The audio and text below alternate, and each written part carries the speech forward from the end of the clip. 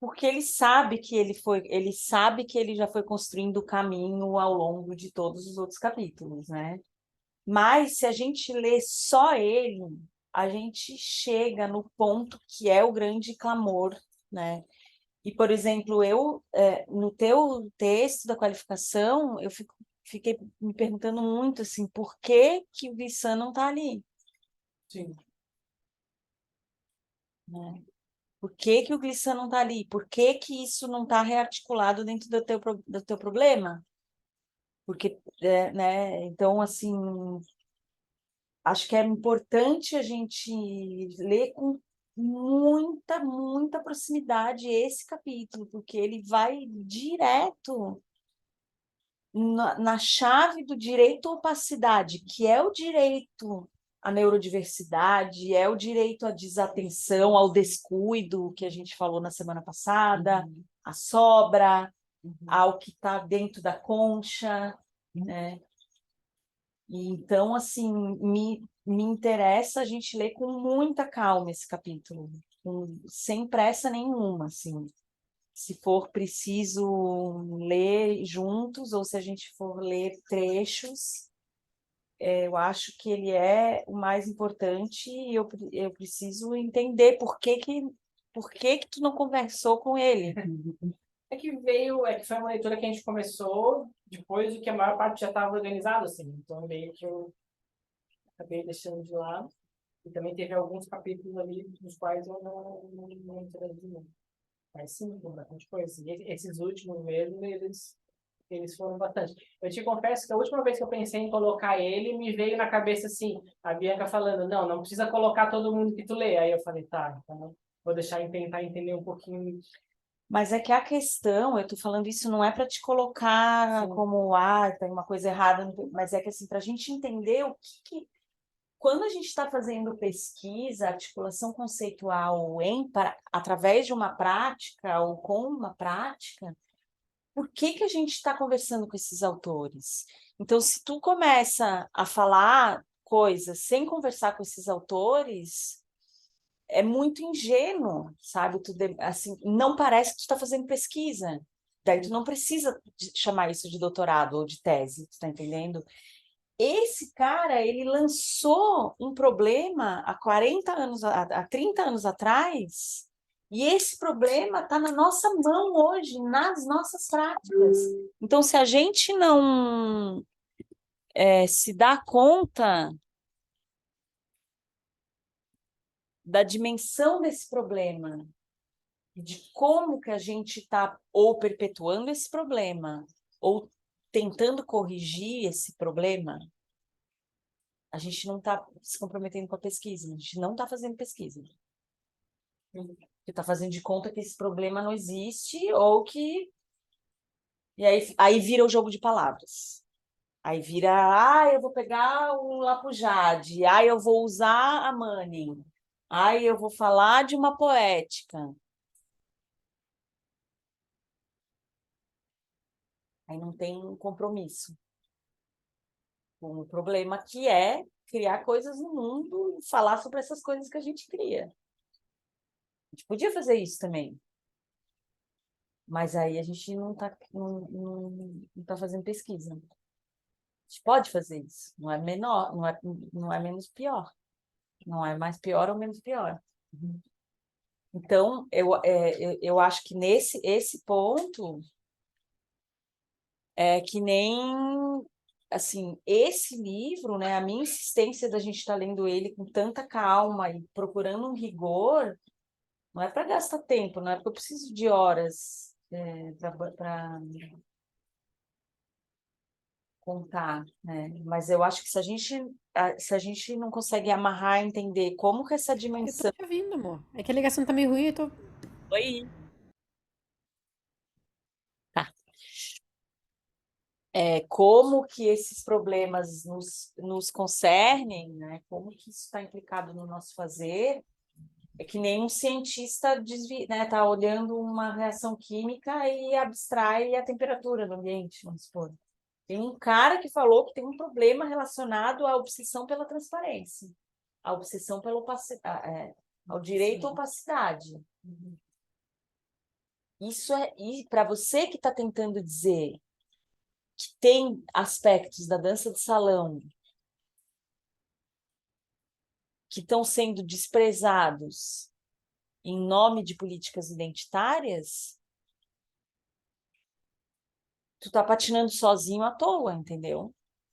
Tu tá patinando sozinho à toa. E daí não tem conteúdo, não tem pesquisa, né? Tu vai receber essa porrada o teu texto não vai para qualificação se não tiver pesquisa, tá entendendo? E é aquilo que eu falei, pode demorar, eu acho que a gente não tem que ter pressa em ter resultado. Não tem que ter pressa, a gente não está numa competição, numa maratona de fazer. Ainda mais vocês, ficaram 2 anos sem bolsa, 3 anos sem bolsa, sei lá o quê. Não é uma maratona, mas não é, se não tem pesquisa, não tem defesa. Entendeu? Não tem pesquisa, não tem defesa. E aí esse é o eixo. Se a gente não pega o eixo de baixo, e é por isso eu acho impressionante. Eu também, assim, eu conhecia o Vincent, quando eu li o Vincent, eu li há 10 anos atrás. Daí eu falei, vamos ler, porque acho que tem a ver. Cada semana eu fico mais impressionada como tem material direto, material de raiz mesmo, de matriz para pesquisa de todo mundo. Menos para esse cara aqui, que eu não sei o que está fazendo aqui. Só... Já acabou, né, o Vinícius. Então, esse capítulo, ele parece que foi escrito ontem. E ele foi escrito antes da ascensão de todos os discursos de transparência, do nosso desespero em lançar luz. Vamos lançar luz, vamos explicar, vamos dar nome, vamos criar mais uma categoria, mais categorias de gênero, mais categorias de passos, mais categorias de dança, mais categorias de pedagogias. Né? E o que ele está dizendo é exatamente o contrário.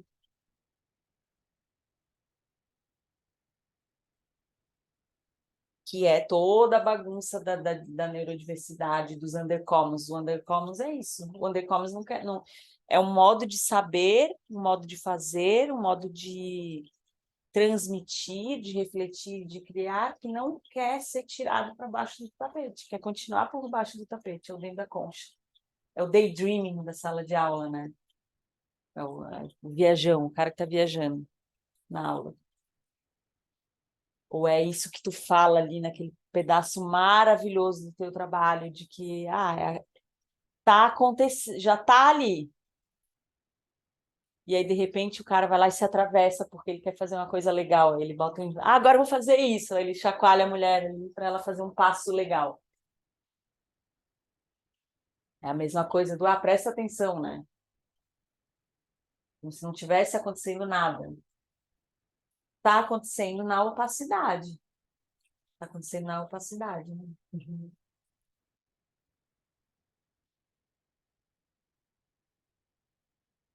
Certo, virtuais? Não sei se vocês querem entrar pelas diagonais, a gente trazendo pedaços, como que vocês querem? 191. Ele fala em opacidade antes, isso tudo? O tempo todo? Eu fiquei com essa palavra assim, é que ela... Dá pra fazer uma pergunta ali? O Rodolfo, vou dar uma explanação aí, zero opacidade. O Rodolfo me perguntou hoje o que que era pra ler. E eu falei, olha, eu sempre pergunto pro Matheus. Mas a minha sugestão a minha sugestão era que lesse a parte do opacidade. Você tá falando do opacidade, Bianca, só porque eu cheguei atrasado mesmo. A gente terminou a semana passada, a gente está indo bem devagarinho, capítulo por vez, né?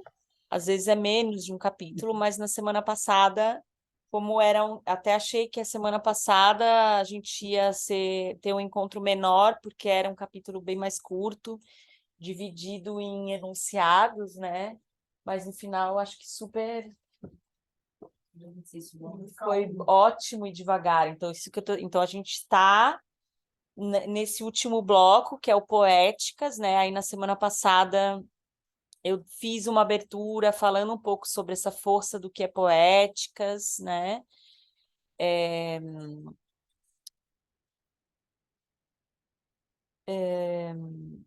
O que seria essa razão poética, né? A gente começou, que é o bloco final, como é que isso se articula, né? Dentro da nossa ordenação sobre o conhecimento, né, a razão poética e toda essa linhagem de pensamento do século XX que tenta resgatar a razão poética não como uma coisa aleatória, né,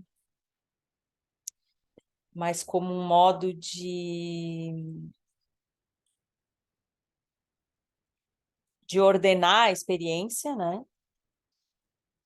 E aí a gente chegou no Para a Opacidade, que é esse super capítulo que para mim é o pico, né? Para mim é o pico do livro. A gente poderia não ter lido nada antes e poderia não ler nada depois, digamos assim. Se fosse daquelas classes em que a gente chega, que a gente lê só um capítulo do livro, esse seria o capítulo. É isso que eu falei quando a gente começou hoje o curso, o encontro.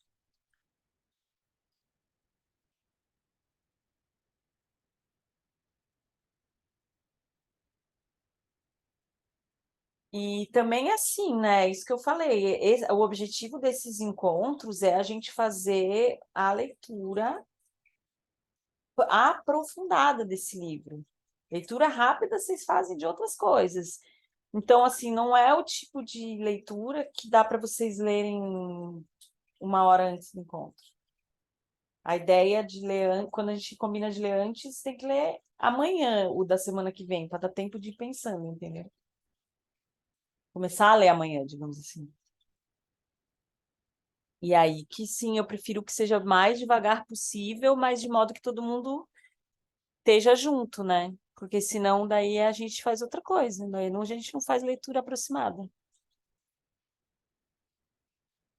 Tem um texto devagar, que a gente está já, 8 meses nele, a ideia é poder fazer direito desse outro modo, que eu acho que também pedagogicamente, a gente já conversou sobre isso, mas podemos aproveitar também, né? O que acontece, né? Como a universidade, ela inventou essa demanda de muita leitura, de muitas coisas, a gente também se acostumou a não ler, porque é muita coisa, então daí não lê nada. Mas aí quando é pouca coisa, a gente também não lê. E daí não tem pesquisa. Então a ideia é a gente poder testar, né, isso. E eu tenho observado que, em geral, até por conta dessas questões da neurodiversidade, ler junto é muito legal. Não, então vamos ler junto, vamos ler em voz alta, vamos ouvir a voz. Isso a gente descobriu durante a pandemia também, né? Nossa, que legal que é ler junto e não ler antes e depois, ai, mas eu li mais ou menos, ou eu não sabia onde estava, nunca ouvi esse termo, mas a gente já falou dele 20 vezes, porque ele está em todos os capítulos, basicamente. O livro é sobre isso, é o termo mais importante do livro.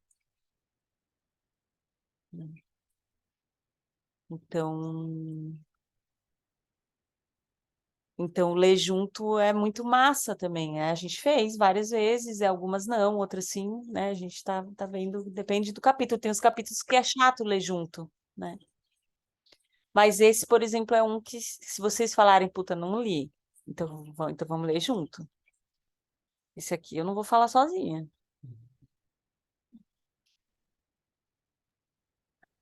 Vou seguir ali na minha explanação, já que já acabou o direito de opacidade mesmo.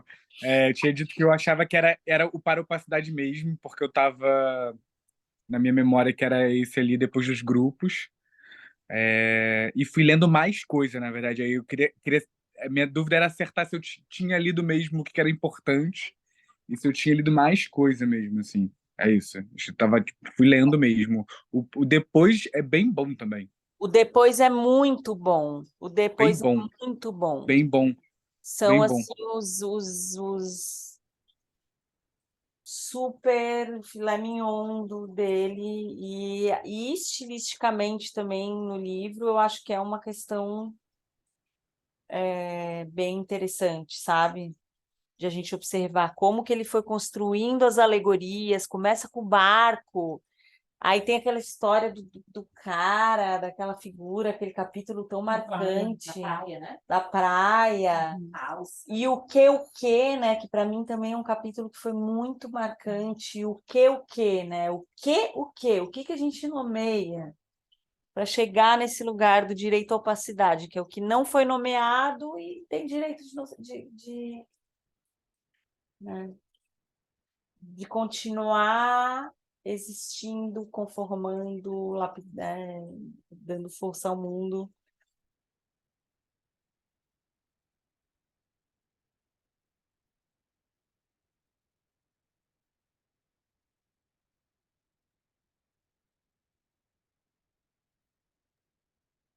Oi, gente, boa noite. Vocês estão me ouvindo? Eu tô bem com dor de garganta, então eu vou falar devagar assim. Mas eu queria falar uma coisa que essa fala da Bianca me provoca, que é uma coisa que eu já tinha pensado. Como é perigoso mesmo esse lugar da transparência, né?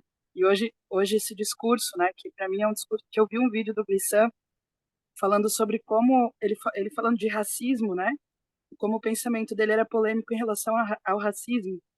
E eu fico pensando como hoje as pessoas se dizem antirracistas ou não racistas, e isso é uma transparência, isso virou uma transparência de si mesmo, e, na verdade, isso é reducionista também, né? Eu acho que isso tem um pouco a ver, talvez, com esse pensamento um pouco polêmico do que ele fala, sobre como, é,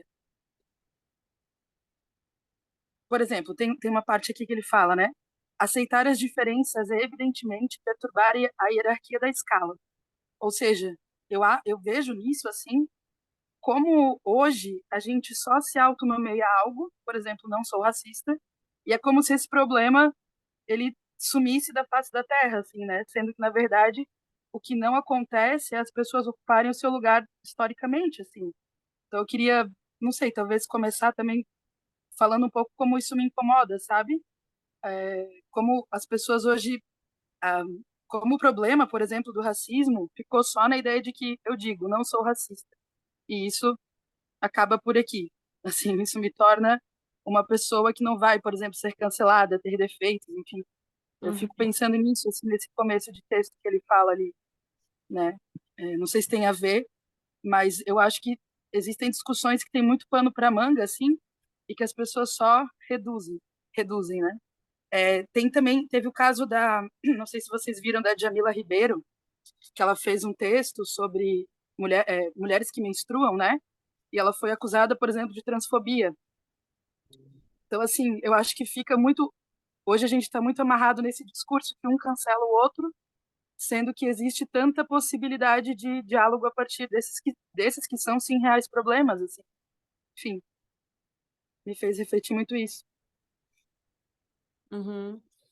Eu pensei em várias questões bem atuais em relação a esse direito à opacidade, né? Primeira, mais óbvia, eu acho que é o quanto essa coisa das páginas, das redes sociais, quantas pessoas a gente conhece, principal, assim, pessoas tanto na área de artes quanto na área de serviços, né? Ah, cara, culinária, sei lá o quê que, eu não gosto de rede social, mas eu tenho que usar por causa do meu trabalho, né? A pessoa, eu tenho que ter por causa do meu trabalho.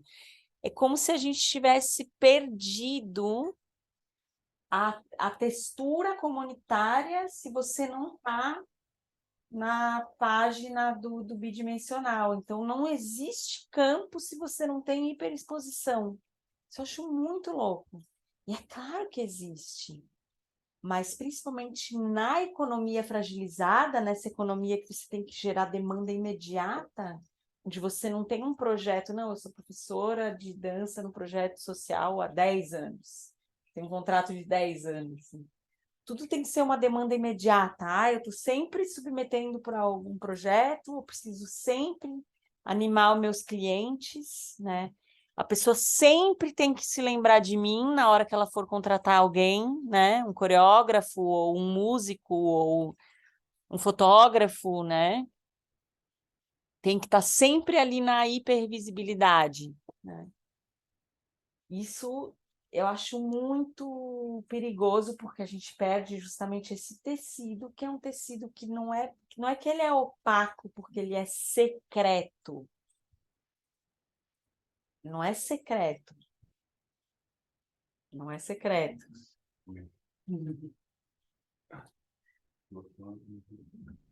Mas ele está operando num campo que diz respeito só a si próprio, por isso ele não precisa se apresentar no espelho, no espelhamento das suas realizações, né?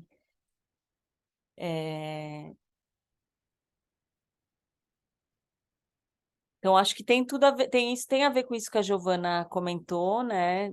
Tem a ver com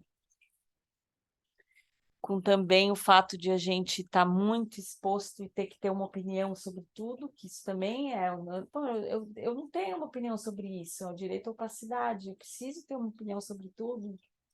De repente, eu não tenho uma articulação sobre isso, né? Todo mundo dá palpite, opina e mostra, e ai, meu processo, minha coisa, tudo tem que ter essa hipervisibilidade, né? A transparência, né? E na natureza das relações também, né? Essa coisa de assim, mas o que que tu tem? Tu não tá bem, sabe? Não tem gente que é assim? A Demi faz isso comigo, às vezes. A Demi, ela não tá, justo hoje que eu tô tô botando ela tô denunciando aqui, fazendo um ADR com a Demi. A Demi, ela vê alguma coisa, ela sente alguma coisa de mim, tá tudo bem, ela super se preocupa comigo. A Demi é minha mãe. Tá tudo bem? Tá tudo bem contigo? Tá tudo bem? Meu Deus, tá tudo bem. Me deixa, tá tudo bem, agora não tá mais. Mas isso tem a ver também com a ética das relações, e ele está falando, de certa forma, disso, né? Não, tudo tem que ser resolvido, tudo tem que ser operacionalizado dentro de um movimento de transparência, né? Para que pareça estar funcionando, né? Acho também que nessa geração, né, dos mais jovens, assim, com quem vocês provavelmente lidam nas aulas, tem essa coisa relacionada à sexualidade, né? Que a gente já conversa muito. Ah, eu tenho que ser eu sou trans, eu sou menino trans, eu sou trans homem. Fala, gente, mas você nem sabe ainda, nunca nem beijou na boca.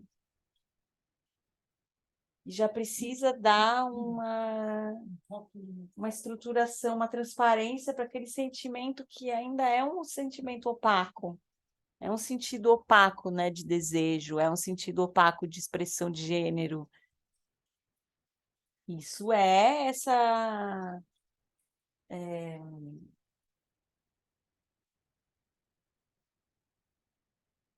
assim, essa malícia, né,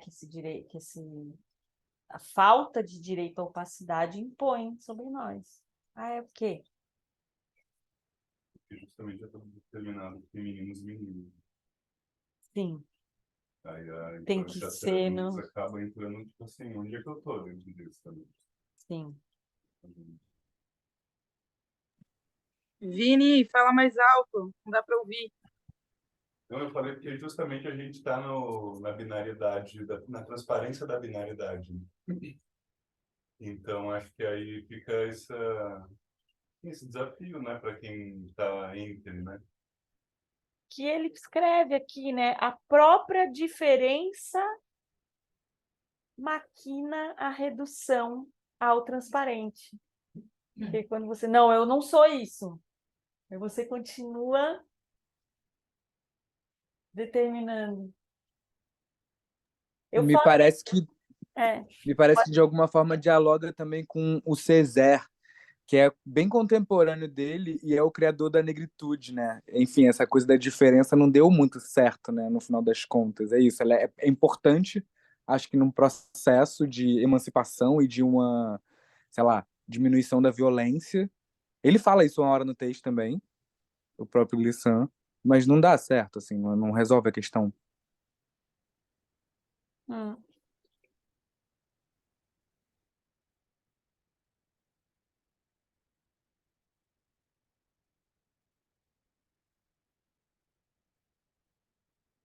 Eu fui pesquisar rapidinho para ver se era certo.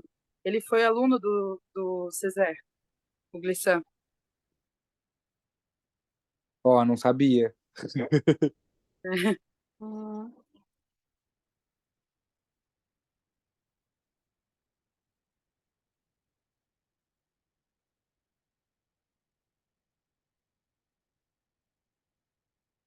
Ele escreve, né, logo na sequência desse trecho, aceitar as diferenças é, evidentemente, perturbar a hierarquia da escala.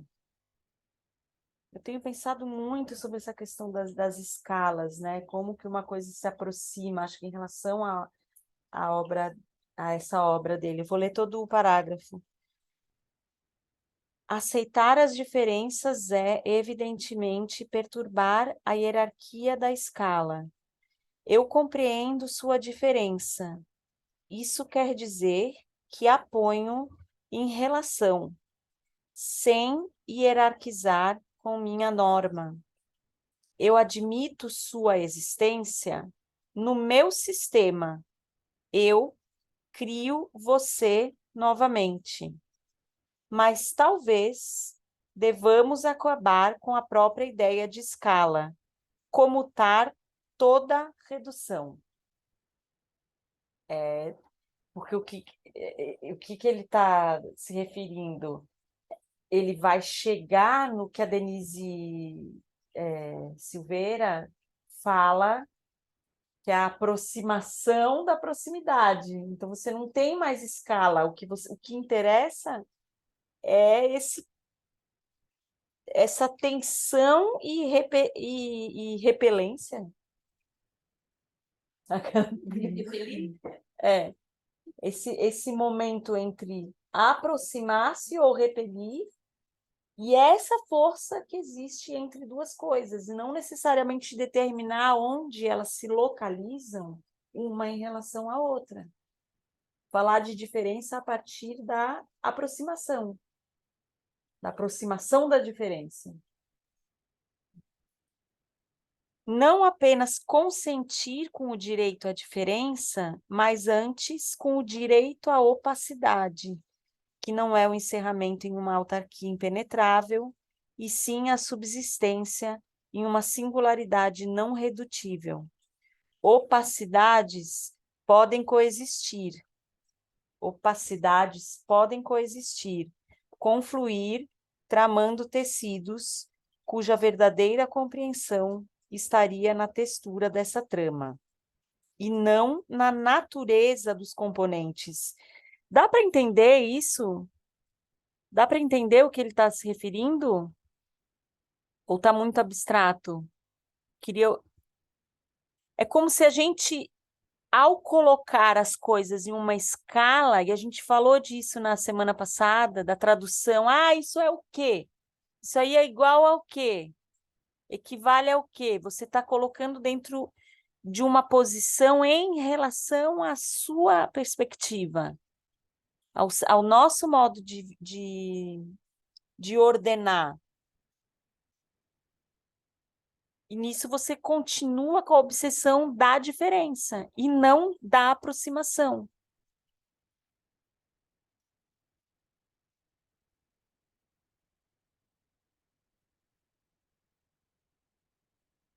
É interessante, por exemplo, na dança de salão, porque na dança em si é a operação perfeita disso que ele está descrevendo. Aí quando você fala e tenta descrever, você continua, você separa. Ah, mas o homem também pode isso, a mulher também pode aquilo, mas isso parte do pressuposto de uma separação que absolutamente não é o que acontece quando essas duas coisas estão se movendo juntas no salão. Nem um minuto. Por mais careta que seja a dança. Por mais que seja um tango tradicional. Se as duas pessoas estão se movendo a partir da sua diferença, ninguém se move. Ou mesmo pensando na força de um coletivo de afro. Se vem uma cara que é muito atlético, vamos supor. Estou inventando um exemplo, mas eu imagino que já teve acontecido uma coisa assim na vida. Tem um grupo, chega um cara que é muito atlético, não significa que ele seja um bom bailarino, mas ele sabe muito bem os passos. E entra ali naquele coletivo e começa aquele atletismo e dá saltos e tem alguma coisa ali que não acontece na dança e atrapalha todo mundo. Mesmo que ele não esteja sequer encostando na outra pessoa. Né? Então, o dançar junto não necessariamente você tem que ser dançar encostando, né? Eu acho que várias danças populares ou danças tradicionais mostram isso, né? E na dança afro, que agora tem um pouco essa pirotecnia, esse excesso de atletismo na ocidentalização, né, das práticas, isso aparece. Ai, deixa eu ficar lá. Fica todo mundo meio... Ninguém consegue dançar direito. Ninguém consegue dançar direito. E não é porque ele é muito bom. É porque ele não está dançando junto. Por outro lado, obviamente, tem pessoas que são muito atléticas e são muito bons dançarinos que conseguem entrar nesse lugar da mistura. Onde há diferença, isso é muito legal. Na música também acontece muito isso. Ah, o instrumentista que é muito bom, mas ele se mistura tão bem que todo mundo toca bem, todo mundo toca melhor quando ele está junto. Já repararam isso? Todo mundo toca melhor quando ele está junto. Tão bem que ele toca. E tem uns que tocam muito bem, mas todo mundo para de tocar. Ninguém mais consegue tocar quando ele está tocando. Isso é a poética da relação. Isso é mistura. Isso é a possibilidade de coexistir dentro das opacidades, das intensidades distintas. Em cada um desses exemplos, né? O exemplo da academia é justo o oposto, né? É tipo assim, todo mundo junto, mas sonhando de estar separado, sozinho, né? Tentando que revezar, tentando que trocar os cabelos, tentando que se ver uns aos outros, ter toda uma situação. E ao mesmo tempo hipervisível, né? Super, você Muito precisa pouca roupa, espelho, o celular ainda para demonstrar o que está sendo visto, do visto, do visto. E a própria técnica, né? Você está fazendo um negócio aqui que não é aquilo ali, assim, né? Então, você precisa estar sendo transparente em cada respiração, cada coisa que você está fazendo. Você está malhando, Vini? Não, não em academia, assim, né? Mas Engraçado que quando tu falou o exemplo da academia, eu pensei na academia. e é a mesma coisa. É um lugar onde as pessoas são narcisistas. Né? Eu pensei também. Eu pensei, ai, tá todo mundo ali, mas sonhando em estar sozinho.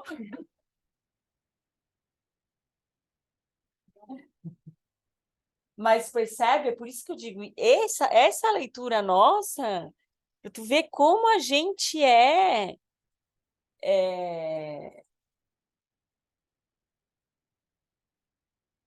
eu quero usar as piores palavras, assim, né? Vocês vão me detestar se eu usar as palavras que estão me ocorrendo agora. Como a gente está tão acostumado a falsear o nosso processo, tão obediente a falsear, que a gente, mesmo lendo isso daqui, gastando horas e horas e horas e horas e horas, a gente ainda não tem coragem, não sabe confiar na poética da relação um dos outros, a não ser que seja, que página que é. Mas na hora de escrever junto, de demonstrar o problema, então a gente fica o tempo todo escondendo o que está ruim, o que está dando errado, o que a gente acha que está dando errado, né? E só bota para cima o o que está iluminado, né? O que está iluminado. Sim, como na semana passada, que aí a gente ficou, tá, mas a gente vai fazer como? De que jeito? Eu começo lendo por cima ou por baixo? Na semana passada, que tudo que tu falava, a gente precisava que tu explicasse como que a gente ia fazer, né? Sendo que era pegar o papel e ler, e conversar sobre aquilo que a gente estava lendo, assim, né? Eu estava vendo como a gente estava fazendo o oposto daquilo que a gente sempre pensa em fazer, que também é um pouco se atravessar. Se atravessar não tem problema. Eu acho que o mais legal da pandemia para mim foi esse processo de estar em sala online, começar a falar e daí alguém fala comigo e daí eu tenho que calar a boca e ficar tudo bem, sabe? Não foi o momento em que eu entrei direito, assim. Enfim, essas coisas dos fluxos aqui do online, né? É, eu pensei muito, eu apresentei no seminário lá do Lume os salões, né, de improvisação. E para escrever o artigo, eu fui olhar a Manga Perfeita, né, que foi a leitura que deu origem ao salão. Eu falei, cara, que processo massa, que era isso, cada um tá totalmente visceral no seu quadrado, fazendo coisas simultâneas e lendo junto, e doendo junto, e chorando, e beijando, e cozinhando, né? E achar esse lugar, né, de atravessamento numa sala sem querer dançar, sem querer dar uma opinião inteligente, né? Eu lembrei do outro exemplo que eu ia dar. Eu esqueci de novo. Engraçado. Segunda vez que eu esqueço o mesmo exemplo. A partir da fala da Giovana. Daqui a pouco ele me vem. Ah, tá. Lembrei. Lembrei. O exemplo da história das meninas que fizeram o deboche com a colega de 44 anos que está na faculdade, e aí todo mundo deu opinião sobre isso nas redes sociais, e eu vi no jornal que falaram que era só uma brincadeira. Ah, era só uma brincadeira, né? E eu fiquei mais impressionada com isso, lembrando do que os animais nos ensinam sobre política. O quanto a brincadeira é a articulação mais profunda da nossa ética existencial. E como a gente perdeu o respeito pela brincadeira. De modo que as coisas que não são responsáveis, a gente pode dizer que era só uma brincadeira, porque ninguém precisava se responsabilizar por elas. E, por outro lado, a gente perdeu o tempo da brincadeira por causa dos games, dos jogos, da hipervisibilidade. Então, a gente perdeu o exercício da ética da coletividade que acontece na brincadeira e que nos torna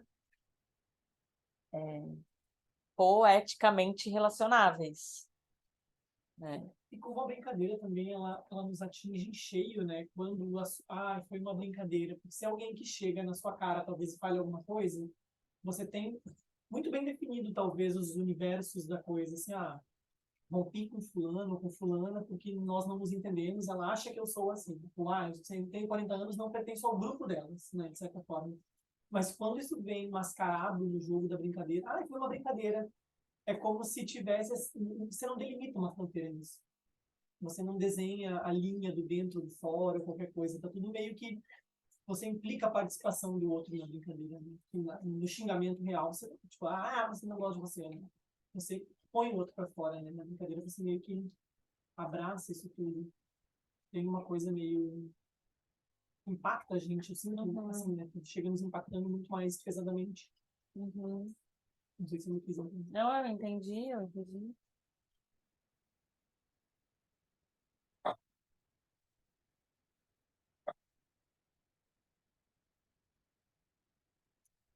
Bem, então, nesse volteio, né, que eu comentei, que eu li agora esse trecho, opacidade, eu vou ler novamente só a última parte. Opacidades podem coexistir, confluir tramando tecidos cuja verdadeira compreensão estaria na textura dessa trama, e não na natureza dos componentes. Talvez, por um tempo, devêssemos renunciar a essa antiga obsessão em chegar ao fundo das naturezas, que é... Mas é o quê? É o quê?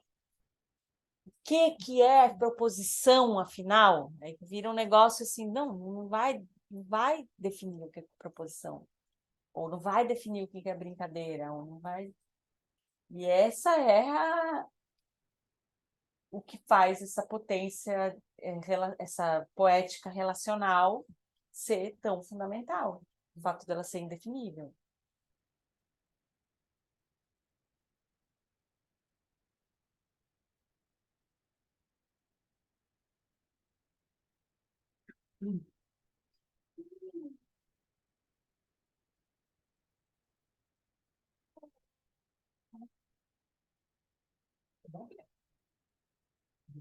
Eu não sei se alguém quer ler, alguém quer comentar, senão eu até sugeri de ler mais um trecho aqui, que é o Dizem-me Então.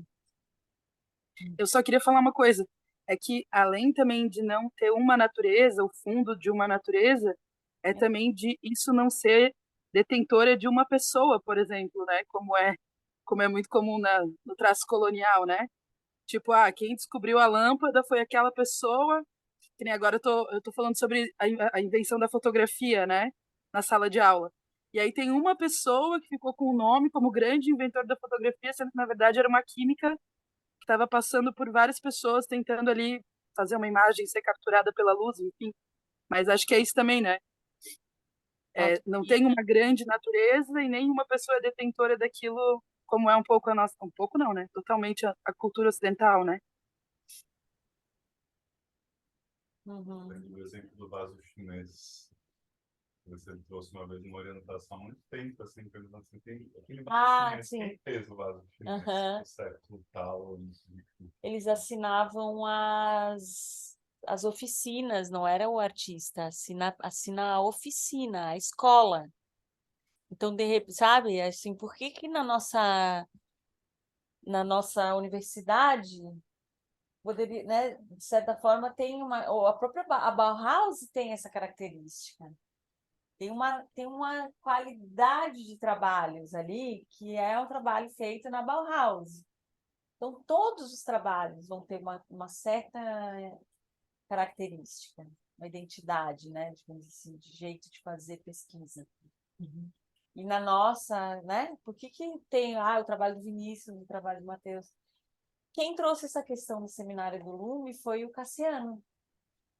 A primeira mesa, a gente até a pergunta que ele fez, que era sobre budismo, até que ponto essas questões de prática de consciência, como é que isso de fato nos mobiliza a pensar a autoria dos nossos trabalhos de outro jeito? Porque assim, chega um ponto que fazer o que a gente está fazendo filosoficamente, essa é a questão. É isso que eu isso que eu comecei provocando, que eu falei, não dá para a gente ler isso e continuar com determinadas condutas entre nós. Não dá para condutas com o nosso documento que a gente vai levar para defender na banca. Não dá. Então, o nível de simplificação, na verdade, do que a gente faz, e de radicalidade não é fazer um negócio, agora eu vou botar vários filósofos. Às vezes é simplificar. É a tese de 356 toques que o Andrew Murphy estava contando. É a tese de 356 caracteres. A tese que é um haikai, entendeu? O Lucas falou para nós a semana passada, acho que foi só para mim, na verdade. Eu queria tanto que pudesse ser um áudio a minha tese. Eu não respondi, eu falei, uai, pode? Mas pode ser um áudio a tua tese. Você não me respondeu. Se eu tivesse me respondido, eu tinha parado de Não, mas escrever. eu respondi ainda mais abstrato, eu não respondi, entendeu? Mas vocês estão entendendo gente, para! O trabalho do Rodolfo é que eu devolvi para ele hoje, a gente não conversou ainda, então por isso está na... No boletim, tá desabafando. O trabalho do Rodolfo tem uma coisa errada. A forma. Capi 1.1, 1.1.2, 1.1.2.2, 1. Como assim? Claro, é uma questão metodológica, mas é uma questão de se comprometer também com aquilo que tu está pesquisando. Nesse sentido, não dá para fazer mais ou menos, e aí falar só conceitualmente, né?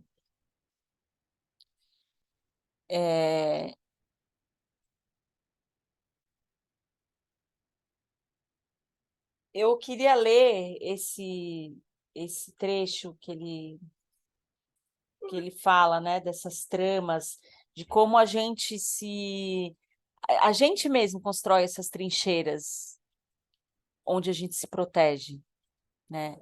Agora, eu acredito, e eu tenho visto isso, e o simpósio do Lume foi muito especial, assim, para mim, como pesquisadora mesmo. Foi muito, muito, muito foda mesmo, a curadoria, as mesas, assim, eu recomendo demais para vocês assistirem as 3 mesas, sabe? Foi incrível. A gente não, eu não tô sozinha, não é uma coisa que eu tô inventando, nossa, a Bianca é muito doida, sei lá, tá tomando muita ayahuasca, sei lá, entendeu? Tem muita gente se comprometendo com o trabalho desse jeito, entendendo como fazer pesquisa em artes com rigor. Com rigor, e aí não dá para ficar se segurando na beirinha, entendeu? Não dá para segurar na beirinha. Com a Roberta, a gente falou, né? Eu mostrei para ela a tese de um cara que a tese dele era como atravessar paredes. Ele fez a tese dele sobre isso, né? E aí ele fez a metodologia e construiu um livro super poético, fala sobre várias coisas, ele tentando atravessar a parede. Então, essa quebra, né,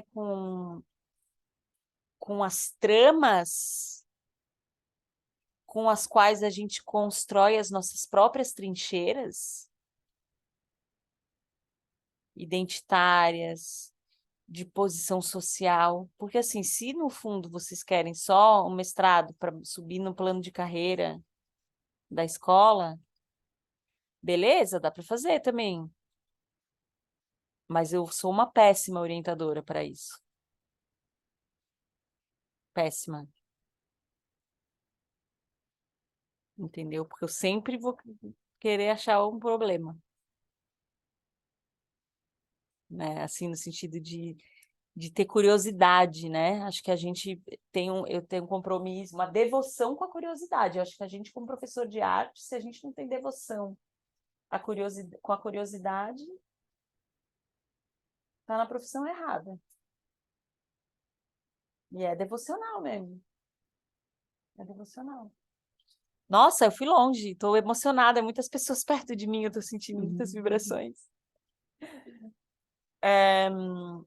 O aqui e ali é a trama, e ela não trama fronteiras. O direito à opacidade não estabeleceria o autismo, mas fundaria realmente a relação em liberdades. Quer dizer, quando ele fala o direito à opacidade não estabeleceria o autismo, ele está se referindo a essa incapacidade de render-se à linguagem formal. Como se o autismo... Ah, opacidade, então é só meu, ninguém vai ver, é meu sentimento particular, a minha sensação, a minha expressividade, nesse sentido. Ele está dizendo, não é isso. A opacidade, ela cria zonas de troca indeterminadas. É isso que o direito à opacidade traz. Funda realmente a relação em liberdades. Dizem-me, então, Você que amontoa com tanta tranquilidade suas poéticas nessas crateras de opacidade, você que pretende superar de modo tão sereno o prodigioso trabalho de elucidação, é irônico, né? O prodigioso trabalho de elucidação realizado pelo Ocidente, eis que você fala sobre o Ocidente desde os confins de seu pequeno campo. Mas do que vocês querem que eu fale para começo de conversa? Senão sobre essa transparência que pretendeu nos reduzir. Porque se eu não for por aí, vocês logo me verão consumido pelo falatório amuado de uma recusa infantil, convulsiva e impotente. Começo por aí. Do que disser respeito à minha identidade, cuido eu. É mesmo preciso dialogar com o Ocidente, que, aliás, é contraditório por si mesmo. É esse argumento que costumam usar para discordar de mim quando falo sobre as culturas do e apor-lhe o discurso complementar de quem quer dar com. Você não vê que estamos implicados em seu devir? Uau!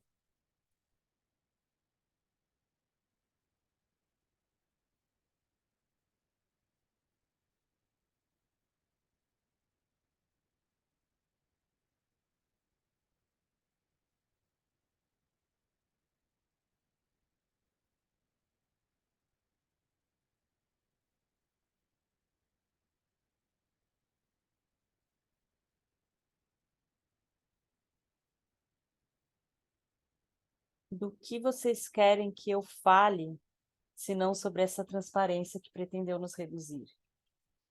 Que às vezes parece assim, é desesperador. A gente fica falando a gente está falando a mesma coisa há quanto tempo já? 6 meses? A gente começou a ler ele.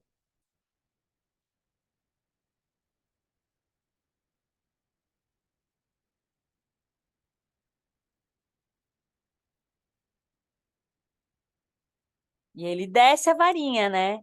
Se eu não falar disso, eu vou entrar nessa infantilidade, que é essa infantilidade do, ai, não, mas que é o exemplo da Djamila, que, ai, não, a Djamila não sei o quê, mas aí a Djamila responde, aí não sei quem acusa a Djamila, aí não sei quem defende a Djamila. Parece umas crianças.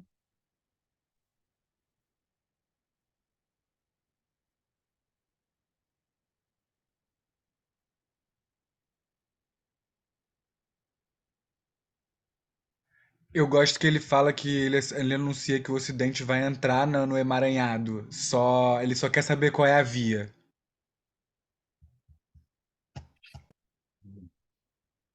Pela floresta.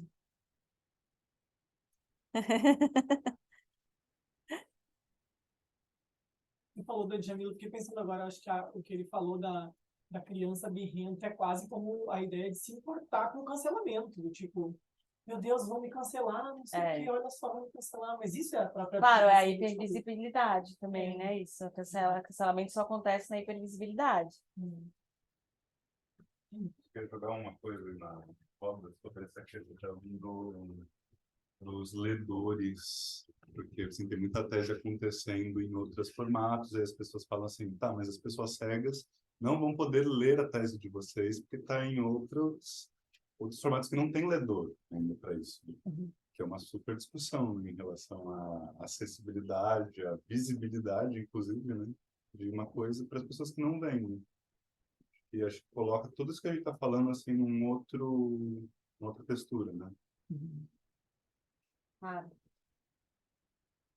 Não, eu pessoalmente, eu acho que essa questão da mídia, assim, a tecnologia do livro, a palavra sobre o papel, ainda é uma das mais eficientes na estabilização e compartilhamento de formulações da história da humanidade. É. Mais do que as narrativas orais. Tanto, senão a gente saberia tudo sobre os maias. Faz pouquíssimo tempo que desapareceram e praticamente tudo desapareceu. Escrita condensa conhecimento. Mas tem a Biblioteca de Alexandria. Né? Mas tem uma prática que é essa capacidade de ler, e eu acho que a gente também, e como as nossas pedagogias têm privilegiado uma condição cognitiva, uma condição de atenção que é totalmente inadequada para o nosso mundo. Então, quando eu falo, pô, a gente está na universidade, cada professor pede para ler um livro para sua disciplina. Eu faço 5 disciplinas. Eu me habituo a não ler nada. Então, isso que eu falei, então como eu estou habituada a não ler nada, eu não leio as 6 páginas também. Porque eu me habituei a ir surfando só, fazendo de conta que eu li. Então, a gente toma isso, passa a ser a prática de leitura, passa a ser essa. Então, a condição, ela também... A condição, ela passa a ser uma pedagogia também, né? Então, se a gente fala, não, a gente vai ler só 6 páginas essa semana. E o fato de eu ler 6 páginas com, assim, completo compromisso, completo rigor, aquilo ali gera, né? Então, isso que eu falo, né, que eu falei para o Rodolfo, não precisa ter 30 mil autores na tese. Não é uma competição de quanto você leu, né?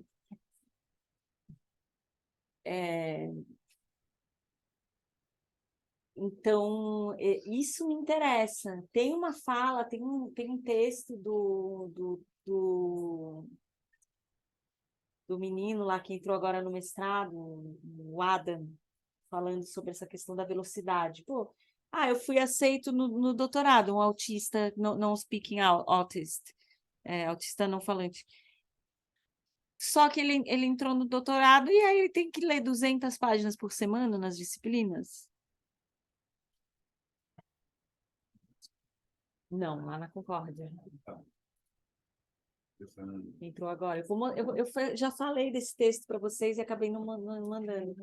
Que aí é um texto. Por isso que eu acho que a gente tomar essa prática de ler junto, devagarinho, e ler meio capítulo por semana, é super radical, na real.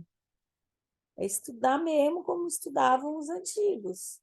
Quantas páginas a gente lê é muito menos importante do que a qualidade com a qual a gente lê, né? Porque isso muda a qualidade da nossa escrita também. Se a gente lê com descompromisso, a escrita também fica bagunçada. E é uma pedagogia. A escuta, a mesma coisa, né? No fundo, assim, pegando um pouco essa fala do Vini.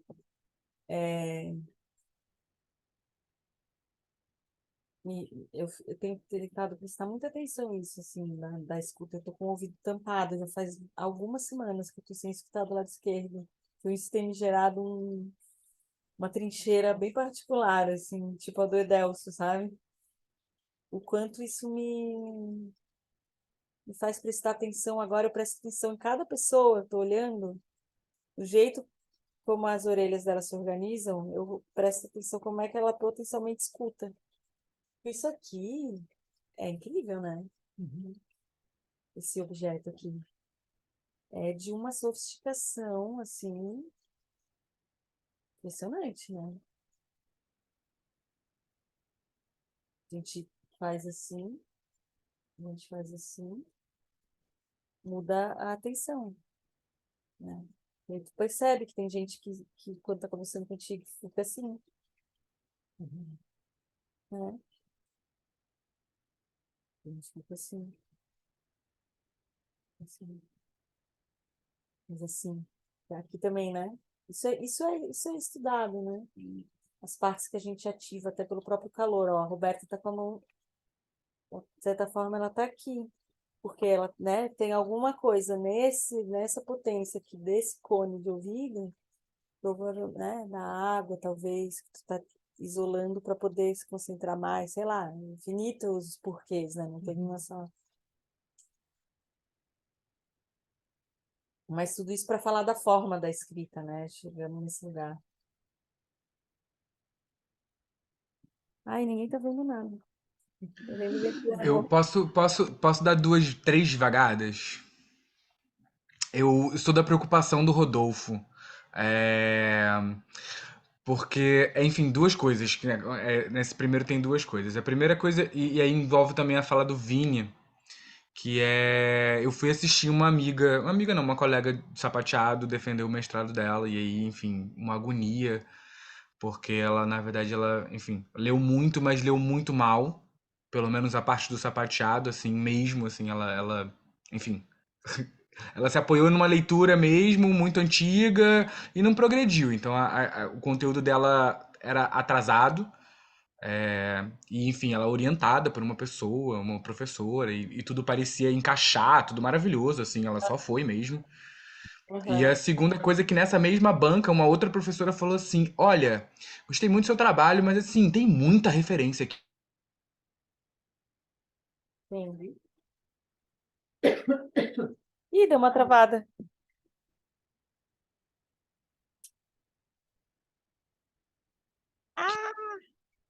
Lucas? Travei. Tá, mas agora destravou. Foi. Oi, oi, oi. E aí essa professora virou e falou assim: Olha, tem muita referência aqui. Cuidado pra você, enfim, operar tanto conceitualmente que você não chega a lugar nenhum, né? A falar nada, de fato. Só fica ali jogando entre um conceito e outro. E isso me angustia muito. Acho que do mesmo jeito que deve pegar, sei lá, em várias pessoas de muitas formas possíveis, mas essa coisa do aí, Bianca, e concordo, sou do time do Rodolfo. É difícil bancar mesmo, porque na verdade é isso. Por exemplo, todos os meus comentários da minha banca foram ótimos, mas todos eles têm a ver com a tecnicidade da faculdade. São 120 páginas, ou, enfim, uma boa metodologia, é isso, tipo, tudo tem que estar muito. Enfim, óbvio que tem que prezar por um certo refino. Eu não tô falando pra jogar num oba-oba, acho que não é sobre isso. Mas a gente tá sempre preocupado com a parte técnica mesmo, né? Com o que a gente está construindo. É isso. Quantos livros? Eu tenho quantos conceitos? Eu tô aliado à filosofia francesa? Eu li Deleuze ou não li Deleuze? Alguém entendeu Deleuze? Essa é a pergunta. Então, enfim, acho que é um caminho árduo. Tá no Peraí, meio ali. peraí. Eu tava aqui atrás falando assim, ó. Eu acho que tá passando por um momento de tensão pré-defensional. Tá. Não foi nada disso que a tua banca falou. Eu acho que tem uma questão, e eu vou falar porque vai servir para a maioria de vocês, que é e acho que a tua banca foi incrível. Mesmo o Diego, que estava apavorada, o Diego na banca do Lucas, no sentido de que não era uma questão de administrar a sua tese, o seu argumento. Mas quando a gente quer entender a metodologia, quando a gente quer entender o que tu está fazendo, afinal, pode ser atravessar a parede, tá entendendo? Só que assim, o que não pode é a bagunça não ter, até pode ser uma bagunça, como, sabe, ter uma forma que é uma bagunça total, mas que essa bagunça tem um propósito claro. E eu acho que aí é que a gente se atrapalha quando a gente está lidando com temas que não cabem no 1.1.2, 1.1.1.3. Então, querer ser radical e manter essa forma bagunça metodologicamente, e não adianta tentar fazer caber nessa forma.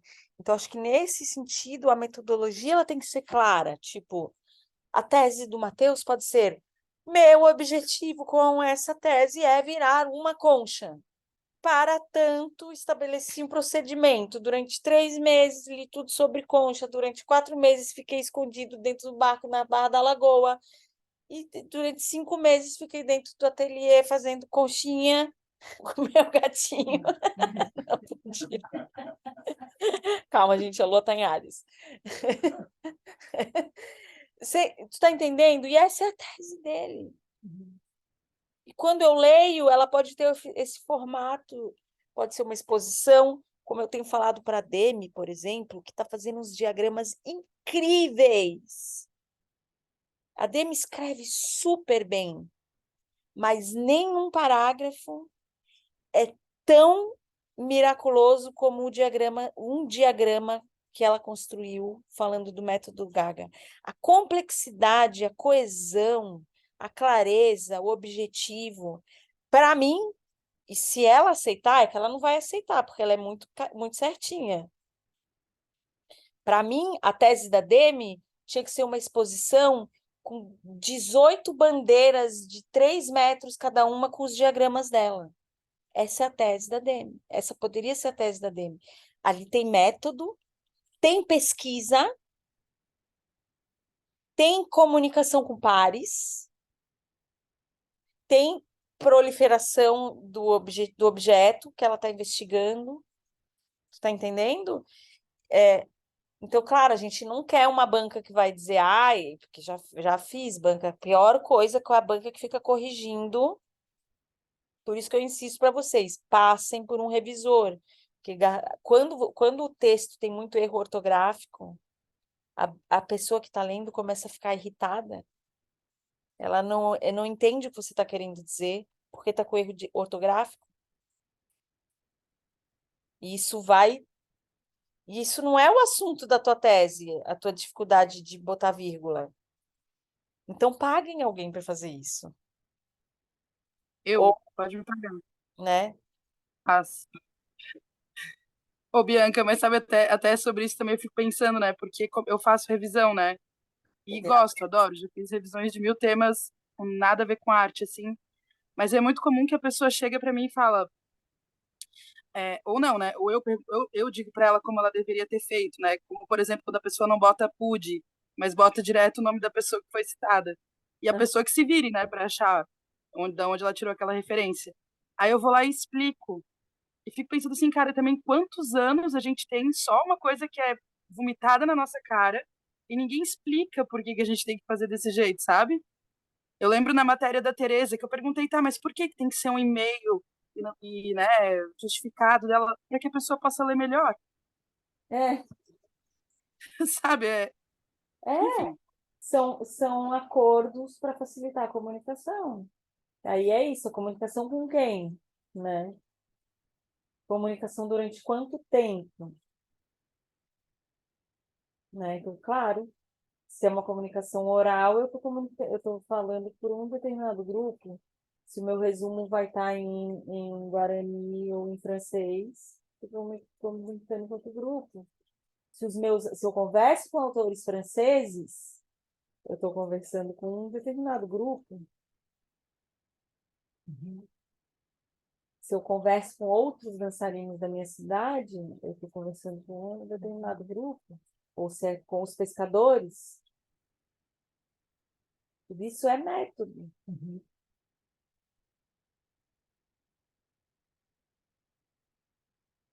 E, não, e a gente parece que a gente está falando de outra coisa, mas a gente está falando disso aqui, desse capítulo mesmo.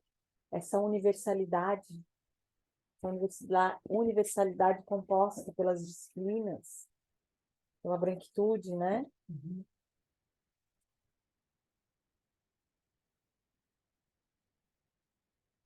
Era bem que eu fiquei pensando sobre esse capítulo, sobre esse discurso do universal, assim, que agora, ou talvez é porque eu estou fazendo doutorado, assim, mas agora que parece que está saindo um pouco da minha cabeça essa noção que eu lembro da nossa infância, assim, no início dos anos 2000, talvez, era uma coisa ultra, um discurso super da globalização, tinha essa coisa da globalização, isso é uma coisa que parece estar tão introjetada em todo mundo que a gente é intoxicado, assim, nem o fígado consegue jogar para fora essa coisa do global, assim.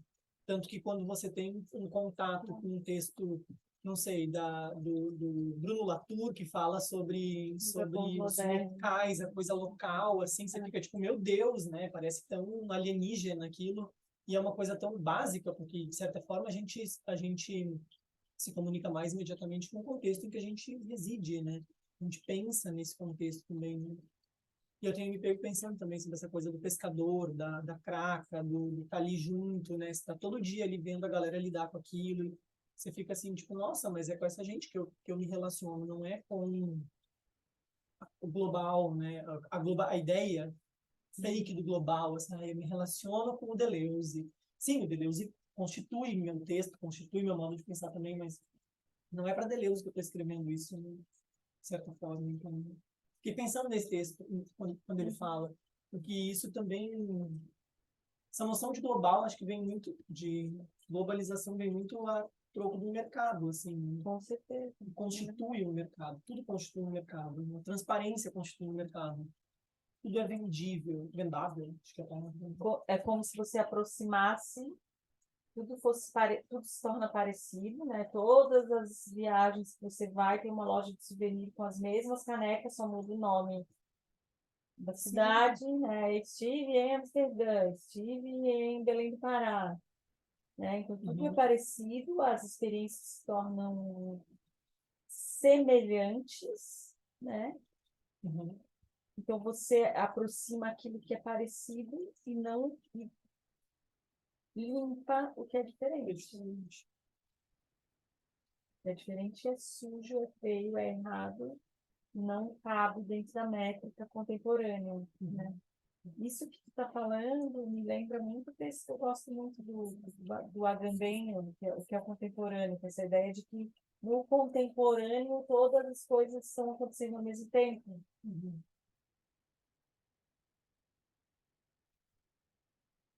Não está acontecendo nada ao mesmo tempo. Umas coisinhas, né? Eu também tenho um texto muito bom sobre isso, chamado Universo Perspectivista, do Dia de Baíse. Ele fala justamente sobre essa questão. Começa falando assim, o homem moderno criou o conceito de natureza para habitar a Terra. E nesse sentido, assim, ele ficou muito forte, assim, no texto também tem que lidar com isso, de separar universo e cosmos. São duas palavras que tentam se falar de uma mesma, sei lá, só que de formas muito distintas, né? Um paradigma da multiplicidade, outro nessa coisa que você chamou belíssimamente de culturas do né? Como é o nome do texto? É o universo perspectivista. E tem uma coisa também interessante nisso, que eu acho que não é, pelo menos a minha intuição é que não é porque você está fazendo um doutorado, Matheus. Acho que tem uma coisa assim que é de um acúmulo de um grupo de pessoas que estão pesquisando isso e que de alguma forma poderia até chamar de entender isso como uma virada, talvez.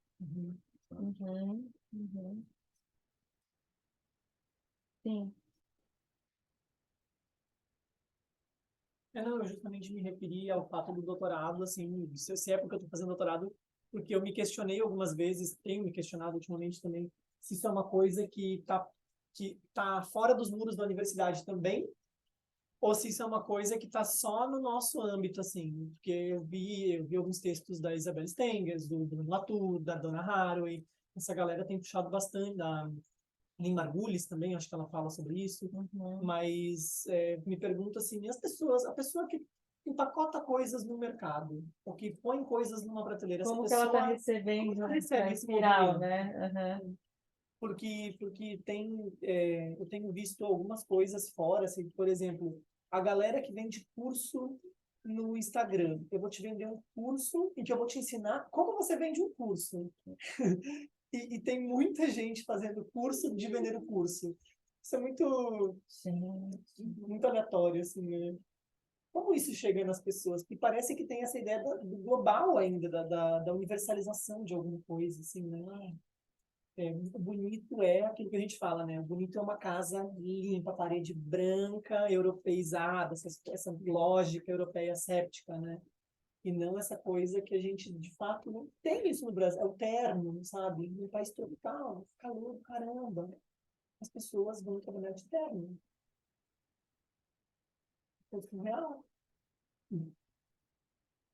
É, é bem interessante essa tua pergunta. Eu acho que ela tem implicações bem complexas, assim, de como as comunidades atribuem valor aos aspectos com os quais elas se identificam. Então, essa ideia de que eu não tenho que necessariamente progredir. Eu quero que meus filhos melhorem, daí eu vou melhorar para ficar igual à novela, né? Então, acho que isso nas, nas estéticas de massa, nas estéticas coletivas, muito disso acaba sendo modulado, né? Agora tem o índio na novela, o beijo gay na novela. Aquilo ali vai dando chaves de identificação de valores, né? O boiadeiro agora tem valor, ou sei lá o que, nossa, tem que ver nisso que está falando agora, mas... Então, isso chega no senso comum, nos estratos não especializados, de uma forma através das práticas estéticas. Tudo é estética, né? Todas as confabulações políticas passam primeiro pelo mundo estético nesse sentido. Se eu posso usar a roupa assim ou não. Estava na praia? Exatamente, é isso. Né? Não, mas eu me senti... Se eu fosse para o DESP, sabe? Não, tá, né? Interessante a pergunta, não mas se tu pensar nesse contexto, Sim. né? Eu, prof, posso vir com a barriga de fora na reunião? Nos lugares, não. Eu lembro agora que você falou isso, que lembra quando a gente estava procurando uma banca, a gente pensou um pouco na... Como era o nome dela? Débora, não.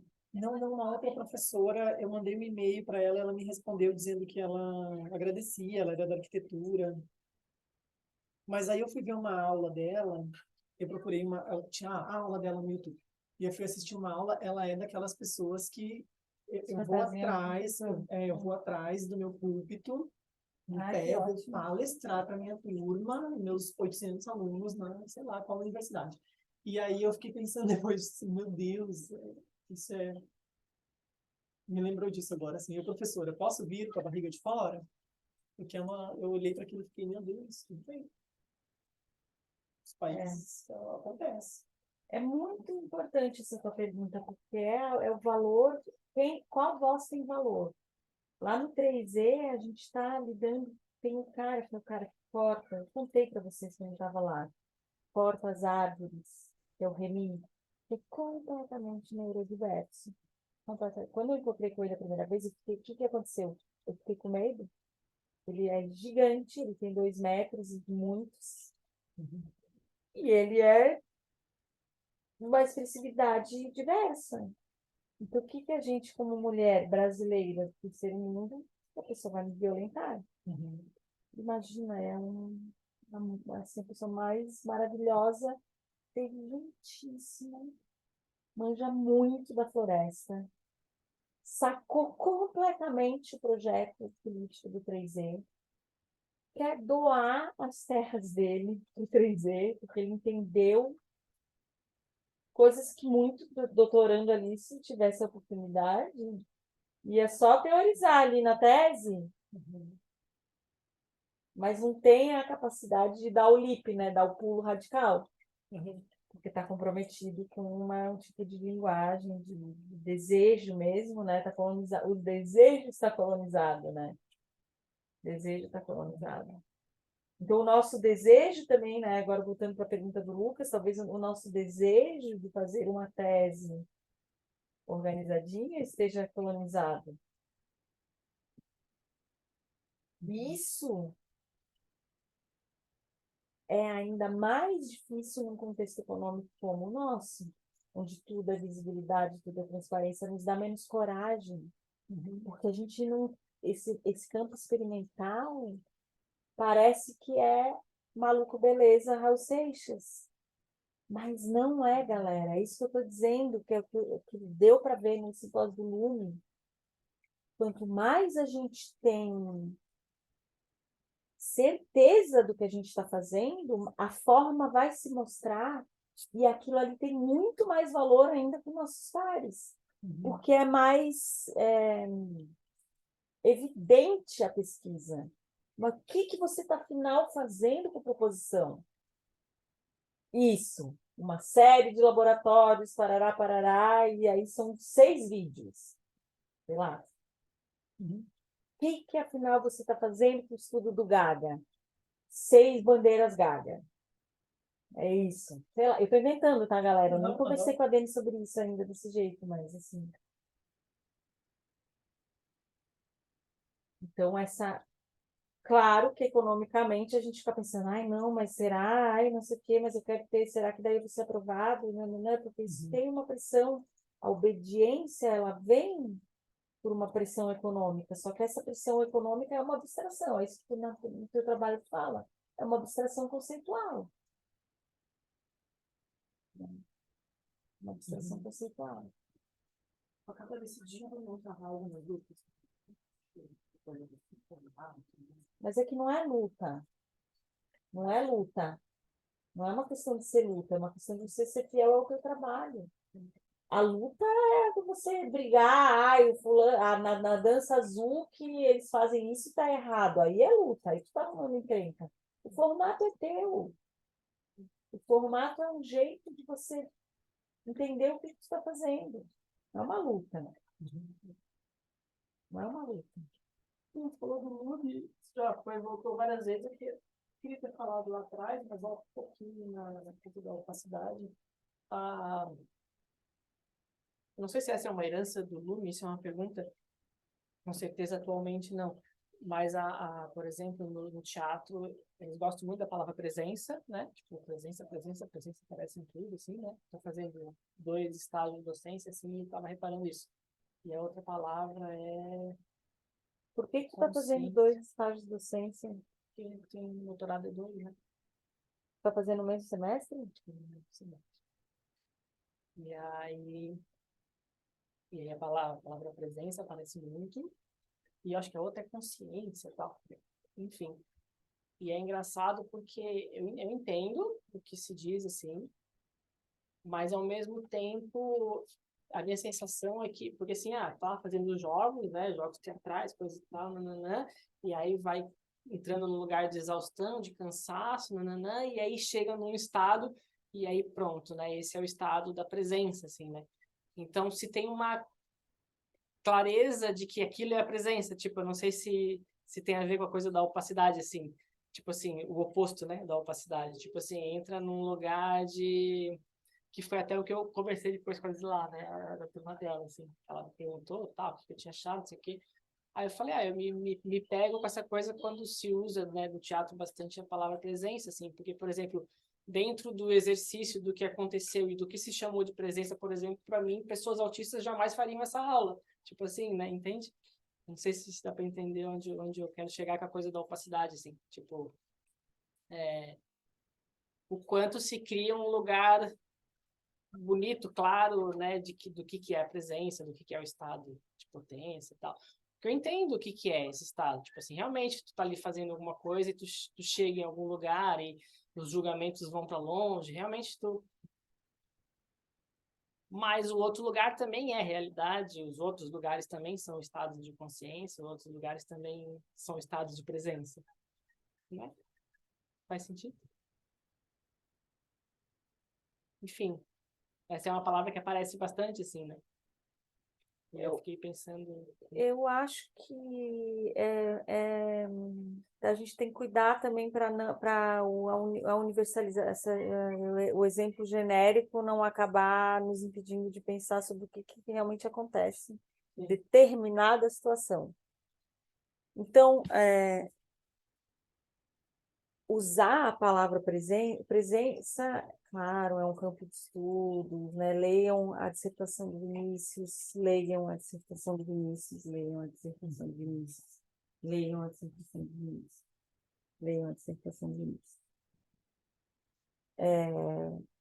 Enquanto ela não se desmaterializou, enquanto ele não for resgatado pelos maias. Pega tudo aí, te esquecemos.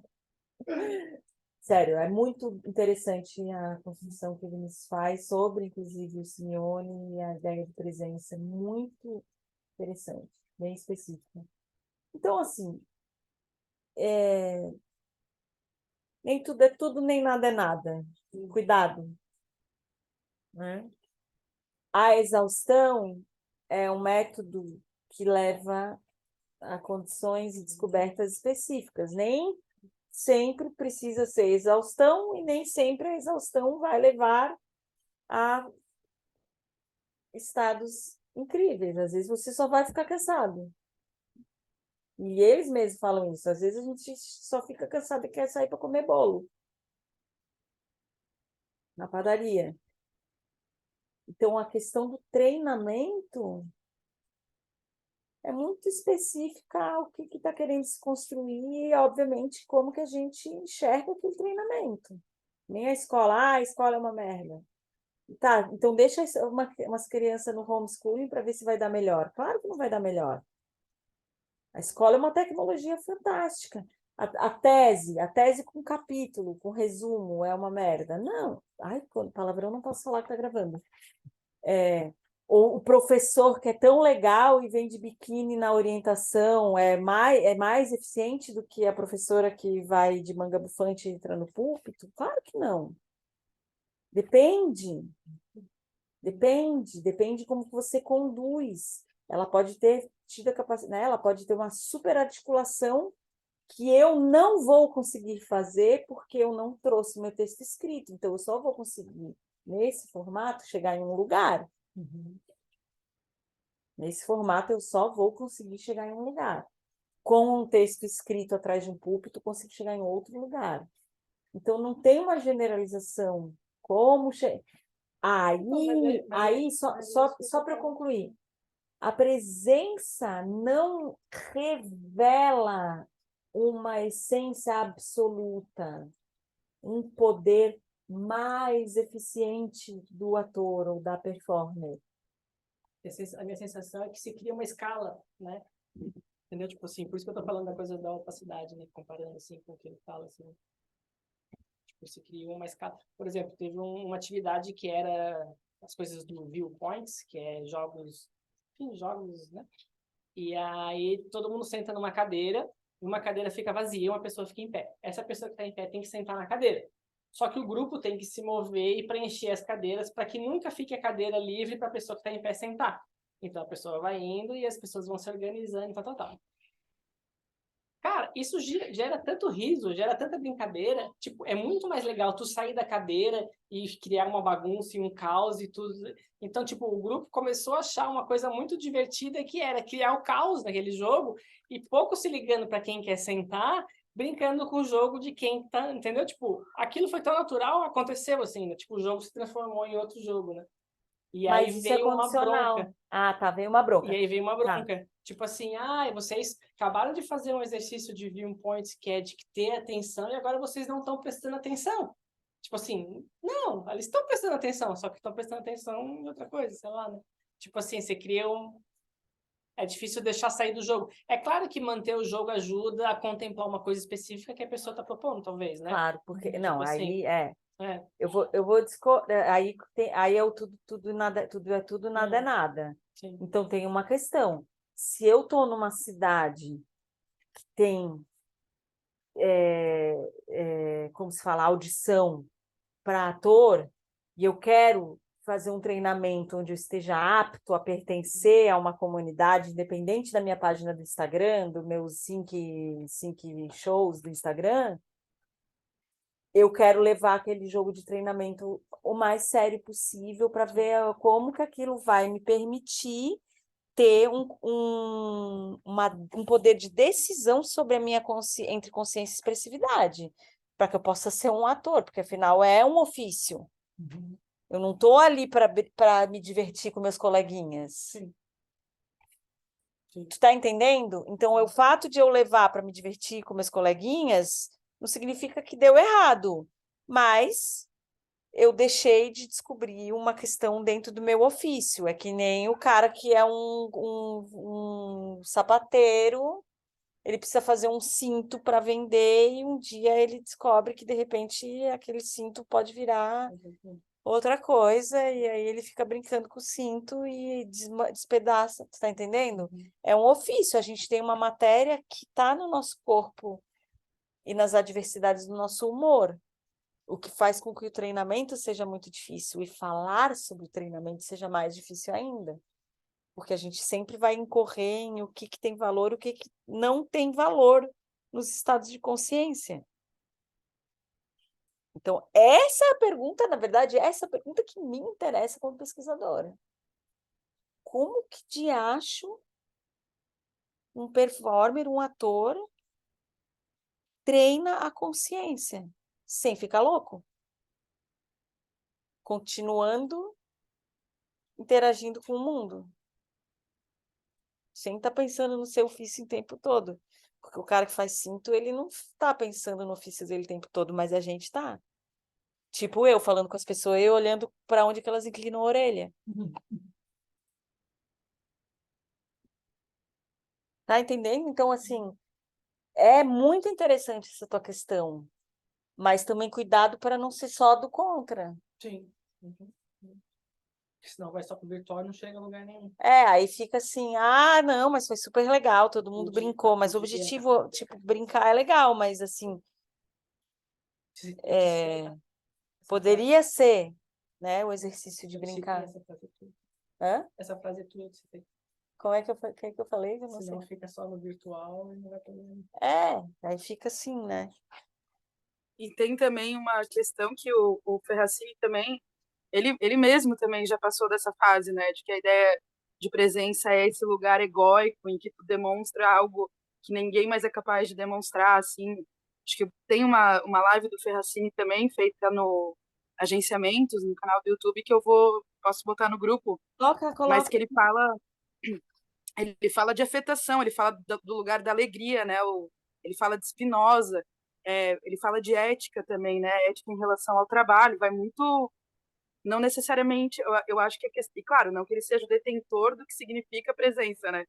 Fazendo uma crítica até o que eu mesma falei antes, mas é um cara que se debruçou durante muitos anos, né? Sobre essa questão e na prática, né? Então eu acho que também ele já passou um pouco desse lugar, assim, de que a presença, sabe? Não, claro que a gente entra dentro do Estado, quem passou sabe, mas acho que ela vai além, assim. Eu até queria ouvir o Vini falar. Mas eu vou te ler, Vini. Logo. Próximo. Que bom, fico feliz. Muito feliz, viu, Bianca? Assim. A dissertação do Vinícius é muito, muito boa mesmo. Eu procurei por Parabéns pela pesquisadora dele. Eu deduzi que eu não encontrei na biblioteca. Aquele medo, assim, né? Eu até estava conversando com a Inês sábado, eu falei assim, Inês, precisava de uma revisão. Aí percebi que precisa de análise, né? Banho de gelo. Agora eu entrei no banho de gelo. Agora eu sou a louca do banho de gelo. Eu sou mais a louca do Temascal. Agora eu estou praticando banho de gelo. Eu decidi que eu vou fazer a formação do banho de gelo, vou montar uma banheira de gelo lá na Odessa para treinar meus alunos. Aí eu quero ver o Rodolfo dizer que tudo é tudo, nada, nada. Boa ideia. Estou falando sério. Eu estou impressionada com o negócio do banho de gelo, gente. Estou impressionada com o banho de gelo. Impressionada. Você morou no Canadá e nunca tinha entrado nos... Não, já tinha me jogado. Eles fazem sauna, daí se joga na neve, mas o banho de gelo mesmo. Sauna quente e depois joga na neve. E ninguém fica torto assim. Todo mundo fala, né? Você vai fazer isso e vai ficar torto. Vai tomar água gelada, muito tempo você vai ficar todo. Mas depois eu não sabia que não tinha, depois eu vou te falar desse negócio da revisão, tá? Tá. Eu descobri uma revisora incrível que ela é a pessoa que vocês precisam, assim. Ela faz revisão de coisa, pelo mesmo valor de uma revisão normal, ela corrige coesão, coerência entre parágrafos, que é o problema que a maioria de vocês tem. De nós, né, na verdade, porque é um treino isso, né? É a Denise. Bom, Só galera, uma coisa, se eu Fa- posso claro. fazer claro. sobre isso. Então, assim, só resumindo, assim, né? Eu acho que ficou para mim bastante forte em relação às coisas que eu levantei durante a dissertação, é de que o conceito de presença é uma ecologia de prática. Então, ele Uhum. nasce da prática dos artistas. Então, assim, não adianta vir ninguém agora assim, teorizar qualquer coisa do tipo assim, não existe, segundo os fulano. Assim, para mim tem sido isso, assim, tentar buscar na prática das pessoas que trabalham artisticamente com esse conceito, assim, como é que ele funciona, né? E o Lume se torna uma grande referência, assim, na questão histórica, como é que isso foi se tornando um procedimento. Mas, assim, resumindo, pulando muitos parágrafos, uma vez uma amiga me perguntou assim, Vini, a gente sempre vê a flor, sempre visível, é a mesma coisa, acho que dá para pôr presença mesmo. A gente sempre vê a presença, assim, né, quando um ator está ali suando, enfim, atingindo. E eu acho que também é uma pergunta para vocês que leram, na verdade, quando ele fala sobre opacidade e intensidade, se tem alguma questão em relação a isso, assim, né? No sentido daquilo que, enfim, tá se despontando, está criando volumes, está criando sonância, está produzindo ritmo, está saindo de um campo enfim, de conformidade, um campo de Do cristal, da imagem cristal. isso. Então, assim, para mim, não. A flor não é sempre que a gente vê a presença. Tem um treinamento aí também, sabe? Em todos os lados, porque também não é uma produção de indivíduo.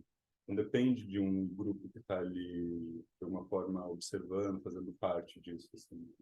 Em vários sentidos. No sentido mais retórico e no sentido mais prático. E a questão é que você falseia, esse é o ofício do ator. Então, não é que você... toda vez que eu entro em cena, eu sinto aquela emoção e eu sempre estou à mercê de sentir aquela intensidade para que eu faça um bom espetáculo. Tá exausto para fazer um bom espetáculo. Não. Eu faço esse caminho de treinamento para entender quais são os bloqueios, os lugares onde eu não consegui chegar corporalmente, tipo alinhar minha orelha, na expressividade, não nos sentires. O dançarino, o bom ator, ele não necessariamente ele quer sentir mais. Ele passa por esse lugar, mas precisa expressar com mais eficiência. Seja mais ou menos, né? Daí, mais eficiência no sentido de menos sobra, né? Então, eu posso olhar e dizer, meu Deus, Roberta, tu estava incrível. E acontece muito isso. Tu sai, a pessoa fez um espetáculo incrível, ela terminou, ela acabou, foi para casa, foi comer pizza, entendeu? Vê isso direto, ela não sai daquele aquele tesão que a gente sentiu quando a gente assistiu, porque está na expressividade, tá exatamente no domínio da técnica. Mas isso não acontece por milagre. Por isso que o compromisso com o treinamento é fundamental, e não achar que o treinamento é palhaçadinha. Vai eu ficar ha, entendeu? Eu sou muito anarquista, então não preciso nem treinar, porque que tá no texto do Vinícius também, né? Na tese dele, o ator jovem, qualquer meia dúzia de sorte parece que é incrível. Aí ele acha que nossa, todo mundo diz que eu tenho talento, porque eu sou uma gata e eu tenho a minha página com 15 mil seguidores no Instagram e sou sucesso. Né? É o falseamento do domínio do ofício. Está inebriado, né, por uma sorte, né? Não sei se usa essa palavra, acho que usa. É a sorte. Porque o nome disso é a flor do momento. A flor do momento, é. A flor do momento. Então, essa coisa da presença, não necessariamente. A gente vê a presença, mas não necessariamente aquilo está repleto de emoção no ator. Ele economiza ao máximo para poder expressar da forma mais eficiente. Né?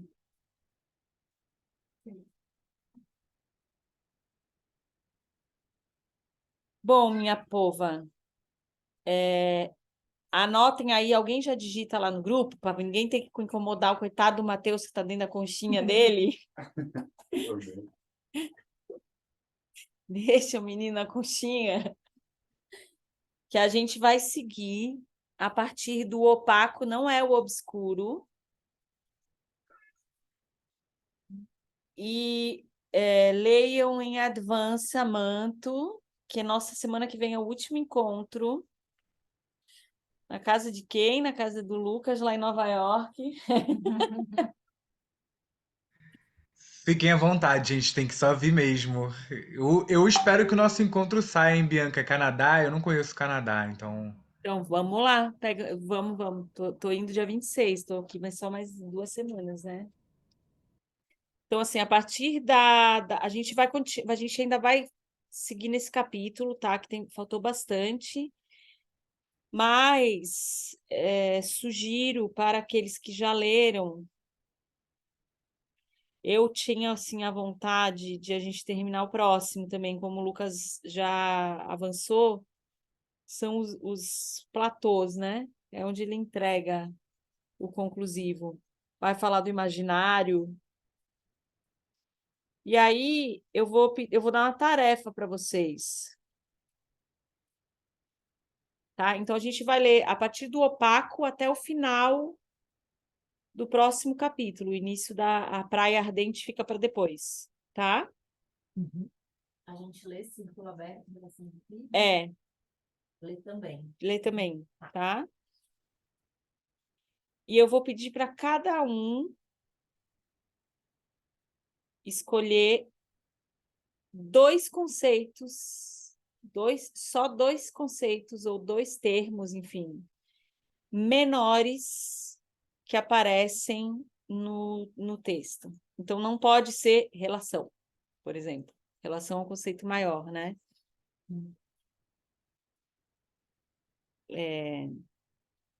Folclore, folclore também não é um conceito menor. Então, todas essas grandes palavras sobre as quais a gente já discutiu, tipo opacidade, também é um conceito maior, né? Qualquer outra coisa que não sejam esses 5 conceitos maiores, tá?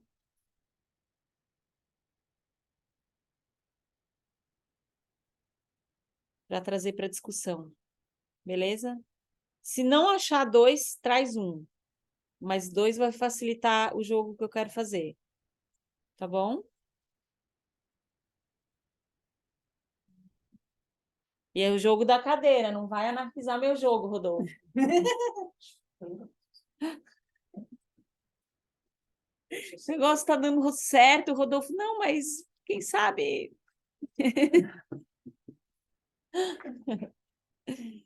Gente, obrigada. Mais alguém vai estar junto semana que vem? Acho que a Thaís e a Gi, né? A Gi tá aqui? Tá, né? Tá em Balneários? Tá. Tá bom.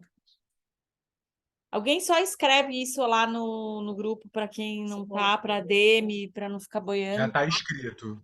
Ah, beleza. Então tá, meu povo. Beijo, boa noite, graças. Mandem notícias, se cuidem-se. Até já. Gente, beijo. Valeu. Bianca, responde meu e-mail lá com uma data pra gente se encontrar. Tá, vou responder, prometo. Se eu não respondi, Beijo, é tchau. sim. Se eu não respondi, é sim. Tá. Não, mas eu sei, eu tenho que te responder sim, tá? Até mais.